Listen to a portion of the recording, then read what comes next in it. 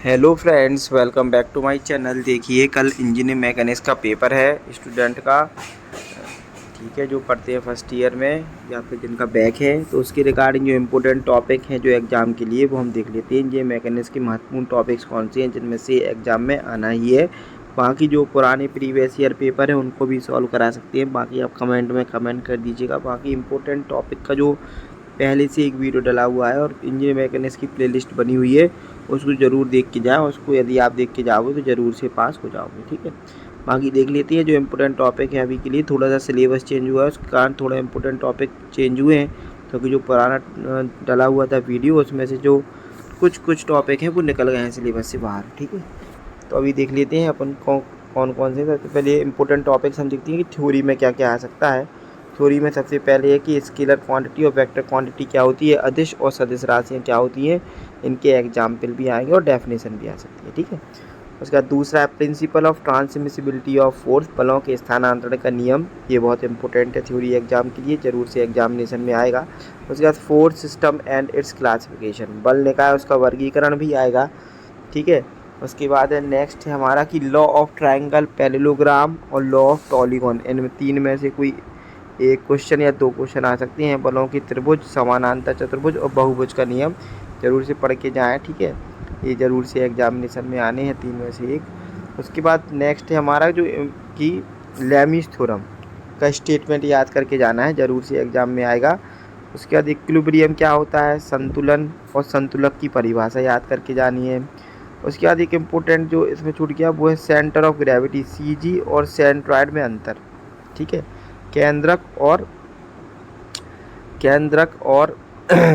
CG में अंतर। ठीक है, गुरुत्व केंद्र, केंद्रक और गुरुत्व केंद्र में अंतर पढ़ के जाना है। ठीक है, उसके बाद फ्रिक्शन एंड इट्स टाइप, घर्षण और उसके प्रकार।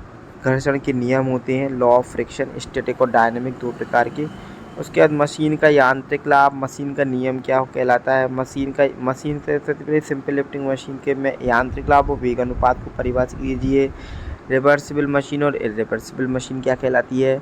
मैकेनिकल एडवांटेज और वेलोसिटी रेशो क्या कहलाती है ना। यांत्रिक लाभ और वेग अनुपात क्या होता है। उसके बाद एक इम्पोर्टेंट है कि मशीन का नियम, इसके ऊपर न्यूमेरिकल तो 100% आना है, बाकी लिखने के लिए भी आ जाता है कभी कभी, तो मशीन का नियम भी अपन को पढ़ के जाना है। ठीक है, उसके बाद नेक्स्ट है हमारा कि अब ये तो हो गया थ्योरी का। अब थ्योरी क्योंकि इसमें काम आती है, थ्योरी सपोज करो कि 100% पेपर है तो उसमें से 30% मैक्सिमम टू मैक्सिमम आ सकती है, मैक्सिमम टू मैक्सिमम, बाकी न्यूमेरिकल ही आता है। सबसे पहले फर्स्ट यूनिट है, उसमें से अपन को पढ़ना है लॉ ऑफ पैरेललोग्राम के ऊपर न्यूमेरिकल, जिसमें ये वीडियो डला हुआ है ऑलरेडी, आप जाके देख सकते हैं।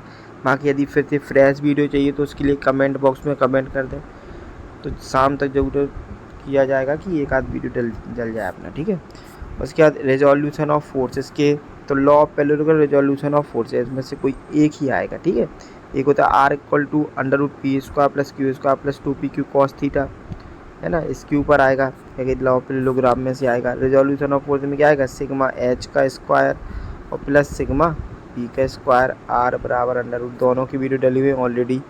उसके बाद है लैमीज थ्योरम।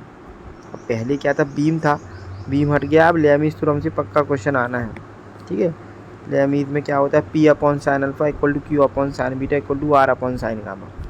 उसके बाद आप आ जाओ तो लॉ ऑफ मशीन, जो अभी बताया है लॉ ऑफ मशीन, उसके ऊपर न्यूमेरिकल पक्का आएगा। P इक्वल टू क्या होता है, MW प्लस C, ये होता है लॉ ऑफ मशीन। लिखने के लिए भी आ सकता है, न्यूमेरिकल तो पक्का ही आना है। ठीक है, उसके बाद सेंट्रॉयड और सेंटर ऑफ ग्रेविटी निकालने के लिए, जैसे L सेक्शन हो गया, इसका आ सकता है ना, L सेक्शन का सेंट्रॉयड और सेंटर ऑफ ग्रेविटी निकालने के लिए आ सकता है।